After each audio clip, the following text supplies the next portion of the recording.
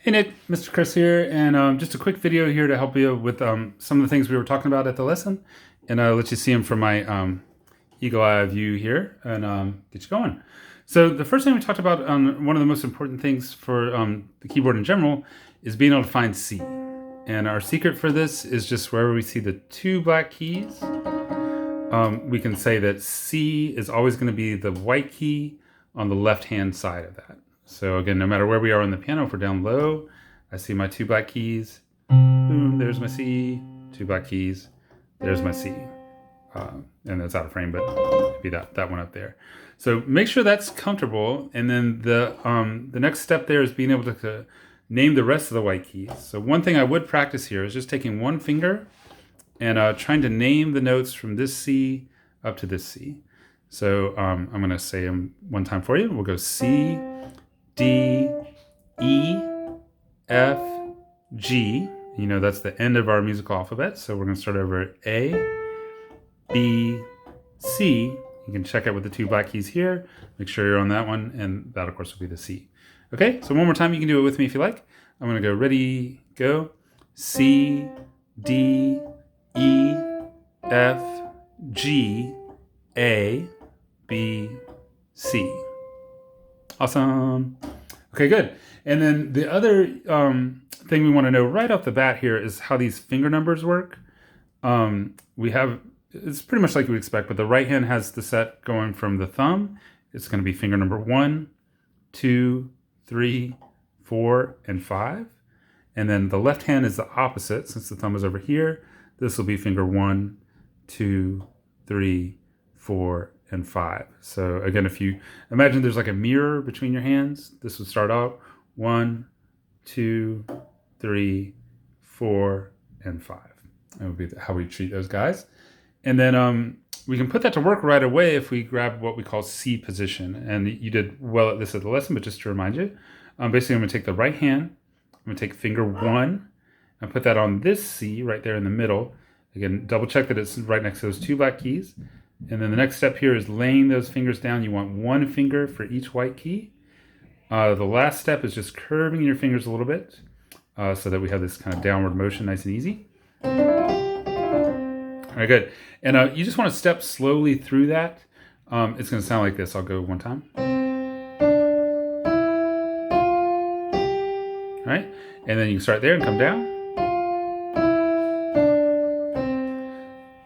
So that'll probably happen for you pretty quick.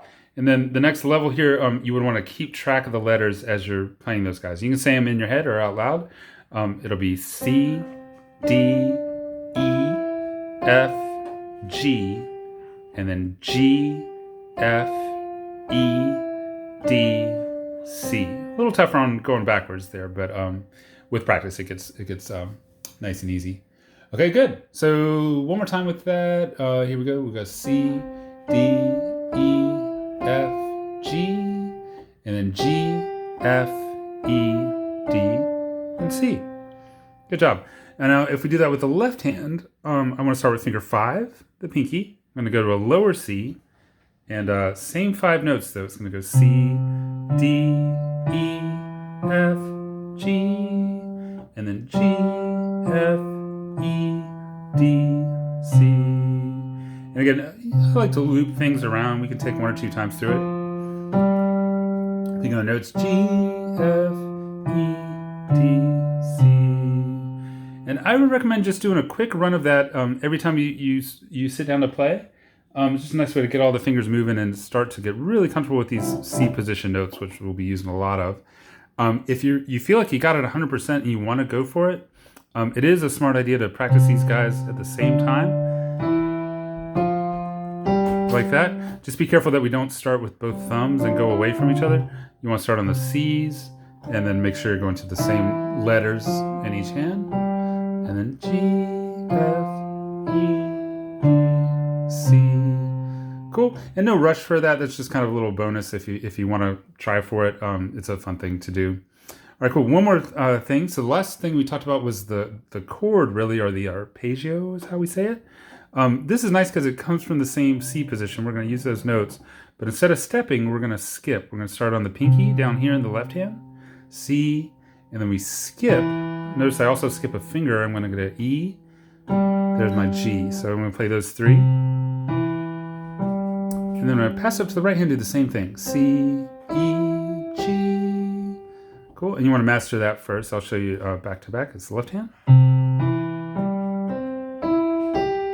All right. And then I want to take finger 2 in the left hand. I call it the cherry on top. We're going to make a rainbow shape over the right hand all the way up to this C up here. And then we want to come back if we can. So it's G, E, C. This part's a little tough, but it's going to G, E, C. Cool. So let me show you that all together, nice and slow.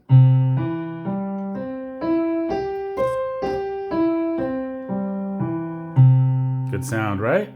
And then here, again, just for bonus, if you want, you can try those 6 notes together. Notice I'm doing every other finger. C chord. Easy on guitar, a little harder on piano, but...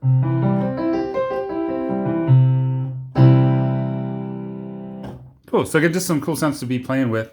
And last thing I'll say is if you are practicing that, that's a fun place to also use the pedal. And mine's down here. I think we have the same one, actually. But you can just push it down the whole time. Ring those out. And then very nice. And then for Halloween, I guess quick little bonus. If you want that to sound spooky, there's an easy way to do that. If we take that E in the middle, we pull it down, same finger to the black key in the middle. Much darker sound there.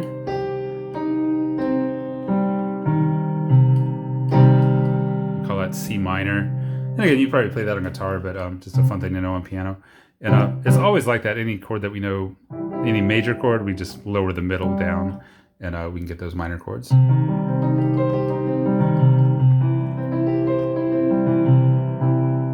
Cool. So just some basics, some stuff to keep you going and just get the visual from the hands on the keys. But you sounded great at the thing. Just some happy practicing, and we'll see you the next time.